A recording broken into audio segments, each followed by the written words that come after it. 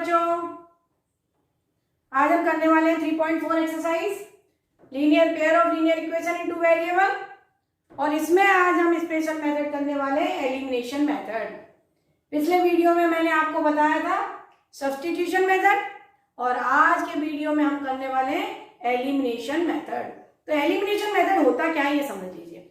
Elimination का मतलब है हमारे पास दो वेरिएबल हैं, दो में से किसी एक वेरिएबल को एलिमिनेट कर दीजिए, उसको हम बोलते हैं एलिमिनेशन। चाहे तो x को एलिमिनेट कर दीजिए, चाहे तो y को एलिमिनेट कर दीजिए। एलिमिनेट यानी कि हटाना। हटेगा कब? जब एक टर्म प्लस की होगी और एक टर्म माइनस की होगी तो ही हटेगा। तो सीधा सा मतलब है हमें x और y, x में या y में ऐसा बनाना है नंबर्स को, ऐसे उसके कांस्टेंट बनाने हैं, वेरिएबल के कांस्टेंट ऐसे बनाने हैं कि वो एलिमिनेट होके कट जाए। यानी अगर उनको हम सब्ट्रैक्ट करें तो वो कैंसिल हो जाए। कैंसिल तभी होगी जब सेम नंबर होंगे, सेम वेरिएबल के पीछे जो कोफिशिएंट होगा वो सेम होगा। जैसे 2x माइनस 2x 0 हो जाता है। तो इस टाइप से हमें नंबर को बनाना है कि जिससे हमारा जो वेरिएबल की टर्म है, जो x वेरिएबल है या y वेरिएबल है, वो एलिमिनेट हो जाए, वो हट जाए। अब यहाँ पर देखिए, आप यहाँ पर देखिए ध्यान से इक्वेशन को, मुझे एलिमिनेशन मेथड करना है और यहाँ ध्यान से देखिए ये x है और ये 2x है। अगर यहाँ पर पूरी होल इक्वेशन को मैं 2 से मल्टीप्लाई कर दूं, देखिए इक्वेशन में कभी भी सिंगल टर्म में मल्टीप्लाई नहीं होगा, होल इक्वेशन को मल्टीप्लाई करेंगे जो भी नंबर से आपको करना है। अगर मुझे x की टर्म सेम बनानी है तो नीचे वाले में तो x के साथ क्या है, 2 है, x का कोफिशिएंट क्या है, 2 है, लेकिन पहली वाली इक्वेशन में x के साथ 1 है। अगर मैं इस पूरी इक्वेशन को 2 से मल्टीप्लाई कर दूं तो x की टर्म मेरी क्या हो जाएगी, सेम हो जाएगी। कर लेते हैं। तो यहाँ 2 से मल्टीप्लाई कर रहे हैं होल इक्वेशन को, तो आपको ये लिखना पड़ेगा होल इक्वेशन को मल्टीप्लाई कर रहे हैं तो ब्रैकेट लगाना पड़ेगा। पूरी मल्टीप्लाई कर रहे हैं तो ये बन जाएगी हमारी 2x और ये हो जाएगा 2y और ये हो जाएगा 10। देखिए इक्वेशन सेम है, बस हमने एक नए नंबर से उसको मल्टीप्लाई कर दिया जिससे वो x का कोफिशिएंट हमें सेम दिखने लग गया। अब इन दोनों इक्वेशन को एक के नीचे एक रख दीजिए। देखिए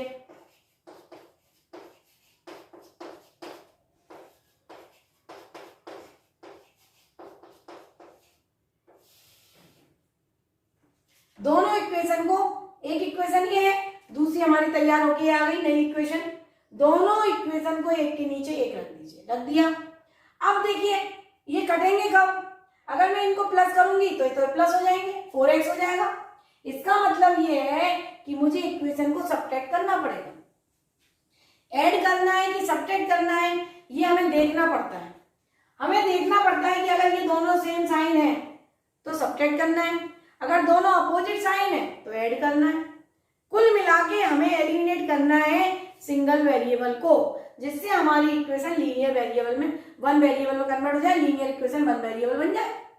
तो यहाँ पर देखिए मैं सब्ट्रैक्ट कर रही हूँ। सब्ट्रैक्ट करने का मतलब होता है साइन चेंज करना। तो ये प्लस है तो माइनस जाएगा, ये प्लस है तो माइनस जाएगा, ये प्लस है तो माइनस जाएगा। सब्ट्रैक्ट कर रहे हैं हम, क्यों? क्योंकि दोनों के साइन सेम थे इसलिए हम सब्ट्रैक्ट कर रहे हैं। अब आप देखिए ये प्लस से माइनस बन गया, ये प्लस से माइनस, ये प्लस से माइनस, तो ये प्लस है और ये माइनस हो गया तो ये कैंसिल हो गए। अब ये दोनों टर्म कैसे हो गए, कैंसिल। और यहाँ पर देखिए ये माइनस 2y हो गया और ये माइनस 3y, ये दोनों जुड़ के माइनस 5y बन गए और इक्वल टू ये माइनस 6 हो गया। 10 में से 4 गए, माइनस 6, माइनस से minus cancel, y equal to हो गया 6/5। एक हमारी वैल्यू आ गई। क्लियर है? इसको हम बोलते हैं एलिमिनेशन। हमने एक को एलिमिनेट कर दिया। अब देखिए चाहे तो आगे का आंसर हम सब्स्टिट्यूशन से कर सकते हैं। y की वैल्यू आ गई है, किसी भी इक्वेशन में उठा के रख दो तो उसको हम क्या करते हैं, बोलते हैं सब्स्टिट्यूशन।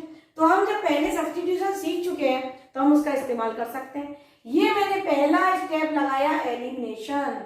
कौन सा मेथड लगाया हमने? Elimination method. अब ये आगे जरूरी नहीं है कि फिर से मैं 3 और y को सेम बनाऊं और उसके बाद कैंसिल करूं और उसके बाद मैं y की वैल्यू निकालूं, x की वैल्यू निकालूं।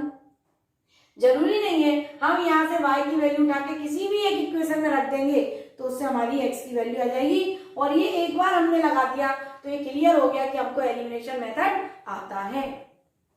जरूरी नहीं है कि हम दोबारा से भी एलिमिनेशन लगाएं। अगर आप दोबारा से भी एलिमिनेशन लगाना चाहते हैं तो अब हमने पहले क्या करा, x को सेम बना के y निकाला, अब y को सेम बना के x निकालेंगे। तो कुल मिला के समझ आ गया, हमने एक स्टेप में बता दिया एलिमिनेशन मेथड। तो आगे हम कैसे कर देंगे, सब्स्टिट्यूशन से। तो ये y की वैल्यू है मैं इक्वेशन 1 में रख रही हूँ। ये इक्वेशन 1 है मेरे पास x plus y equal to 5, ये इक्वेशन 1 है और यहाँ पर हम y की वैल्यू रखने वाले हैं। तो ये हमारा आ गया x प्लस 6/5 इक्वल टू 5, इसको इधर लेके गए तो x इक्वल टू 5 माइनस 6/5। तो ये हो गया हमारा, एलसीएम निकालेंगे, ये हो गया 5 और ये हो गया 25 माइनस 6, तो ये आ गया हमारा 19/5। तो हमारी x और y की वैल्यू आ गई, x इक्वल टू 19/5 और y इक्वल टू आ गया हमारा, y इक्वल टू हमारा आ गया 6/5। तो ये हो गया हमारा एलिमिनेशन मेथड। क्लियर है, समझ में आया कैसे करना है। हम अगली स्टेप में वापस से y के कोफिशिएंट को सेम बना के करने की जरूरत नहीं है, आप चाहे तो कर दें, आप चाहे तो कर दें, पर हमने एक में बता दिया एलिमिनेशन, तो दूसरा हम सब्स्टिट्यूट करके आंसर निकाल सकते हैं। तो ये मैंने आपको क्वेश्चन समझाया एलिमिनेशन कैसे करना है। अब आप देखिए आगे बढ़ते हैं। ये देखिए एलिमिनेशन का सेकंड पार्ट है इसका, क्वेश्चन नंबर 1 का। अब यहाँ पर देखिए मैं x को सेम नहीं बना रही हूँ, अब मैं y को सेम बना लेती हूँ। दोनों तरीके से कर सकते हैं। फर्स्ट क्वेश्चन में मैंने x को सेम बना लिया था, अब सेकंड क्वेश्चन में सपोज हम y को सेम बनाना चाहें y को बना सकते हैं, जरूरी नहीं हर बार x को सेम बनाए। तो यहाँ पर देखिए मैं y को सेम बनाने वाली हूँ। तो पहली वाली इक्वेशन में देखिए y का कोफिशिएंट क्या है, 4 है। दूसरी वाली इक्वेशन में देखिए y का कोफिशिएंट 2 है। तो अगर दूसरी वाली इक्वेशन को 2 से मल्टीप्लाई कर दें तो ये 4 बन जाएगा, दोनों सेम बन जाएंगे। अगर हम x के कोफिशिएंट को सेम बनाना चाहें तो पहली इक्वेशन को 2 से मल्टीप्लाई करना पड़ेगा और दूसरी इक्वेशन को 3 से।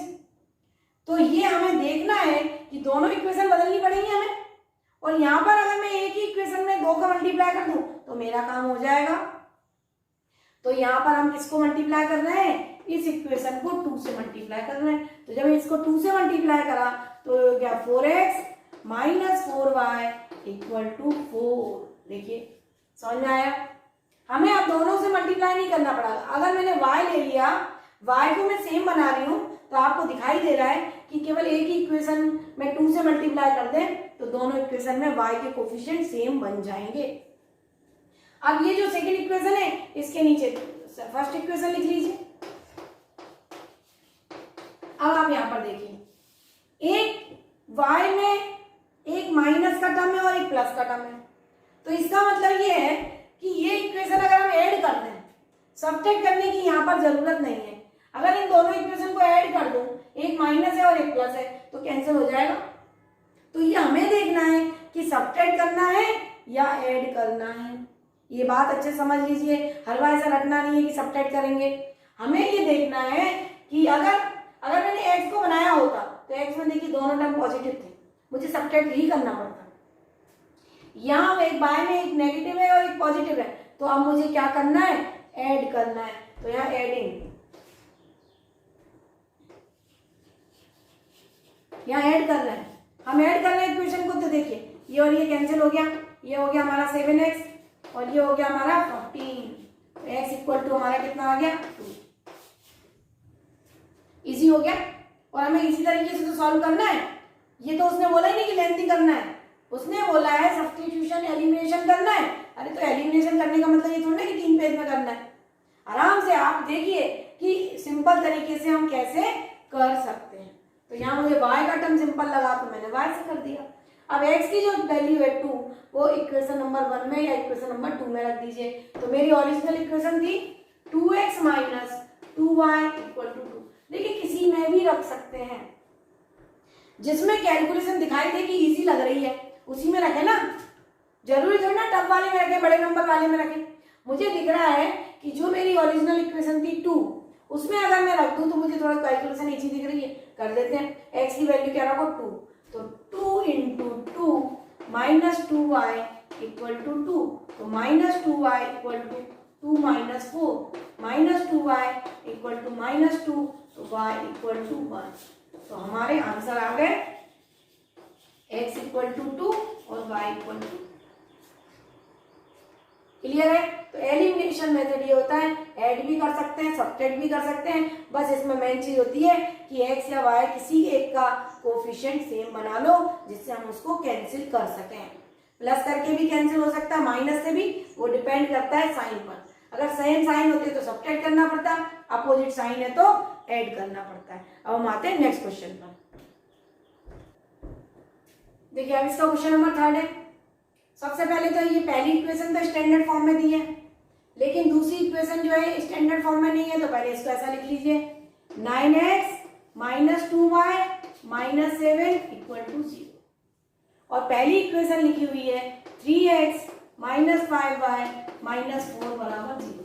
देखिए राइट हैंड में कांस्टेंट लिखे या लेफ्ट हैंड में कांस्टेंट लिखे, एलिमिनेशन सब्स्टिट्यूशन मेथड करते वक्त ज्यादा फर्क नहीं पड़ता है कि कोई आंसर में गलती हो जाएगी। यहाँ पर अगर वो राइट हैंड पर 7 और 4 लिख देता तो भी हमारे आंसर सही निकलते हैं। यहाँ इतना फर्क नहीं पड़ता है। क्रॉस मल्टीप्लीकेशन जो मेथड होता है उसका जब यूज करते हैं तो केवल हमें स्टैंडर्ड फॉर्म का ही यूज करना पड़ता है। यहाँ पर देखिए ये 9 है और ये 3 है, तो अगर ये सेकेंड इक्वेशन को मैं 3 से मल्टीप्लाई कर दूं तो मेरा काम हो जाएगा, x को हम एलिमिनेट कर पाएंगे।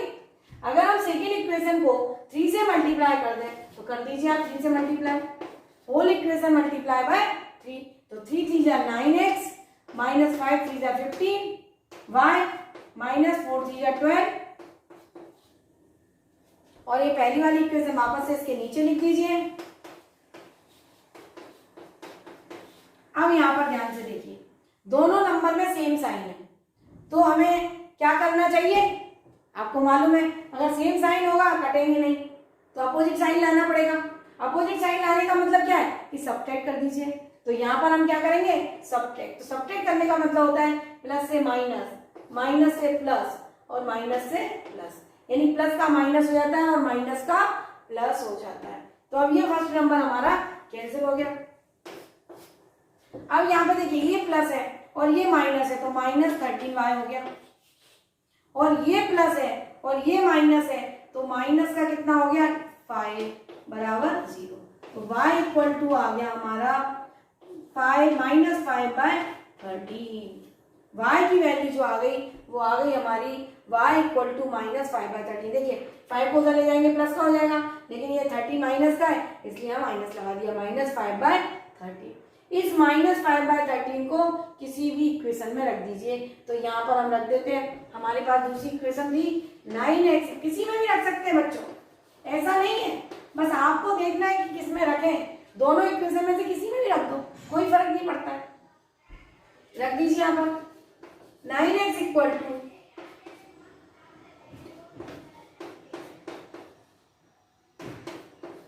देखिए यहाँ पर वैल्यू रख दी हमने 2 की, y की जगह -5/13, जो आंसर आया वो रख दी। तो ये हो गया 9x = -10/13 प्लस 91/13। तो ये हो गया हमारा 81/13। 9x = तो x = हो गया 9/13। 9 9 81 काट दिया हमने, 9 9 81, तो हमारे आंसर आ गए x = 9/13 और y = -5/13। ये देखिए, तो एलिमिनेशन मेथड भी बहुत इजी है, जैसे हमने सब्स्टिट्यूशन करा था वैसे ही बहुत इजी है। बस इसमें हमें x और x का या फिर y का कोफिशिएंट सेम बनाना पड़ता है जिससे हम उनको कैंसिल कर सकें। चलिए हम आते हैं नेक्स्ट क्वेश्चन पर। देखिए क्वेश्चन नंबर 4 है x/2 + 2y/3 = -1, x - y/3 = 3। अब यहाँ पर आप देखो कि अगर इसको एलिमिनेट करना है तो 1/2 से मल्टीप्लाई करना है, अगर इसको एलिमिनेट करना है तो 2/3 है और ये 1/3 है, तो अगर इसको 2 से मल्टीप्लाई कर दे तो हमारा काम हो जाएगा। तो इसको हमने काय से मल्टीप्लाई कर दिया? 2 से मल्टीप्लाई कर दिया, तो ये हो गया हमारा 2x - 2y/3y = 6। और पहली इक्वेशन इसके नीचे लिख दीजिए x/2 + 2y/3 = -1। अब ये देखिए ये माइनस है और ये प्लस है, ये माइनस है और ये प्लस है, तो क्या करना पड़ेगा? हमें ऐड करना पड़ेगा बोथ द इक्वेशन। तो ये हमारा कैंसिल हो गया और ये हो गया 2 plus 1/2 into x equal to 6 minus 1। तो ये हो गया 4 प्लस 1 5/2 एक्स इक्वल टू 5। तो x इक्वल टू, ये 5 से 5 कट गया, x इक्वल टू 2। ये हो गया हमारा x इक्वल टू 2। अब x इक्वल टू 2 किसी भी इक्वेशन में रख दीजिए। सपोज x इक्वल टू 2 यहाँ रख दिया मैंने, x/2 मेरी इक्वेशन है x/2 plus 2y/3 equal to -1। और यहाँ पर हमने x की जगह क्या रख दिया 2, तो 2/2 प्लस 2y/3 इक्वल टू -1। देखिए हमें ध्यान रखना है कि किससे कौन सी इक्वेशन में वैल्यू रखे, थोड़ा ध्यान देना भी पड़ता है, ध्यान से देखना भी पड़ता है। ऐसा नहीं कि उठाया और रख दिया, उठाया और करना चालू कर दिया, ऐसा नहीं। थोड़ा सा इक्वेशन को पहले चेक करें, देखें कि किससे हमें इजी पड़ेगा। तो यहाँ पर मैंने करा तो ये क्या हो गया 1 और ये 1 है, तो 2y/3 इक्वल टू -1 और ये -1। तो ये हो गया 2y/3 इक्वल टू -2 और ये 2 से 2 कैंसिल हो गया, तो y इक्वल टू -3। तो हमारे आंसर बन गए x इक्वल टू 2 और y इक्वल टू -3। क्लियर है? तो ये हमारा हो गया आंसर। अब हम आते हैं इसके क्वेश्चन नंबर 2 पर, जिसमें वर्ड प्रॉब्लम दे रखी है और वर्ड प्रॉब्लम को हम सॉल्व करते हैं। कुछ क्वेश्चन आज कराती हूँ, कुछ क्वेश्चन हम नेक्स्ट वीडियो में करेंगे। तो आगे देखते हैं, नेक्स्ट क्वेश्चन देखते हैं। If we add 1 to the numerator and subtract 1 from denominator, a fraction reduced to 1। तो सबसे पहले हमने न्यूमिनेटर को x बोल दिया और डिनोमिनेटर को y बोल दिया और हमारा फ्रैक्शन हो गया x/y। अब हम इस पर कंडीशन लगाएंगे, फ्रैक्शन हमेशा 2/3 फ्रैक्शनल नंबर है, तो उसको हमें क्या करना है x/y के फॉर्म में लिखना है। तो x में वो बोलता है 1 is added to numerator according to condition, according to question 1 plus to numerator and 1 subtract from denominator। If we add 1 to the numerator and subtract 1 from denominator, the fraction reduced to 1। Fraction हमारा क्या हो जाता है 1 हो जाता है। दूसरी condition दे रहा है, दूसरी कंडीशन क्या दे रहा है, a fraction reduced to 1 it becomes 1/2। Fraction हमारा 1/2 रिड्यूस हो जाता है if we only add 1 to the denominator, यानी x में कुछ नहीं कर रहे हैं, y में हम 1 ऐड कर रहे हैं। It becomes 1/2 if we only add 1 to the denominator, denominator में 1 जोड़ने पर। तो केवल ओनली एड डिनोमिनेटर में 1, तो x/y + 1 बराबर 1/2। अब इनको क्या करें, पहले तो हम सिंप्लीफाई कर लें। तो ये सिंप्लीफाई किया तो ये 2x बराबर y + 1, तो ये हो गया 2x - y - 1 बराबर 0। यहाँ पर देखिए ये हो गया x + 1 इक्वल टू y - 1 और ये x - y और ये +2 बराबर 0। ये हमारी दो इक्वेशन हो गई। अब यहाँ पर देखिए बहुत इजी है, एलिमिनेट करना बहुत इजी है। इसमें भी -y आ रहा है, उसमें भी -y, कोई मल्टीप्लाई करने की आवश्यकता नहीं पड़ेगी। तो यहाँ पर देखिए 2x - y - 1 बराबर 0 और x - y +2 बराबर 0। अब देखिए यहाँ पर एक चीज देखना है कि यहाँ पर दोनों के y का जो कोफिशिएंट है उसके साइन सेम है, यहाँ पर भी माइनस, यहाँ पर भी।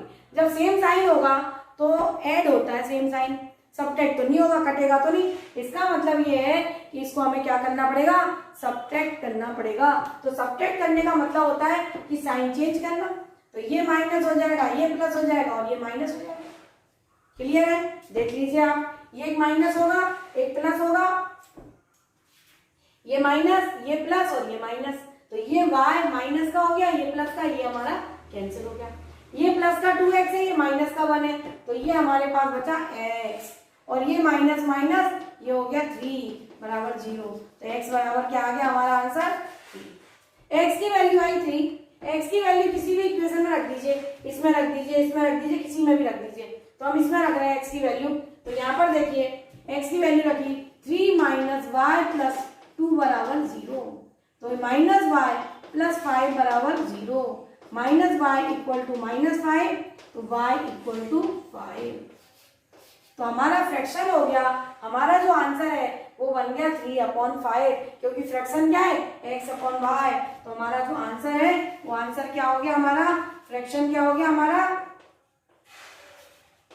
हमारा फ्रैक्शन क्या हो गया 3/5। ये y की वैल्यू आई 5, x की वैल्यू आई 3 और फ्रैक्शन क्या था x/y, तो हमने बना दिया 3/5।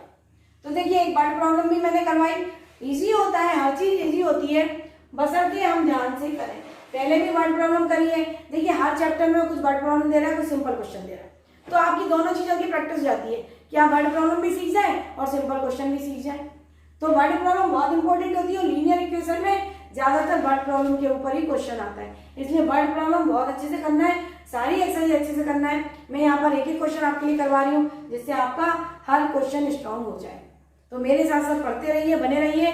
नेक्स्ट क्वेश्चन हम नेक्स्ट वीडियो में लाएंगे। Thank you.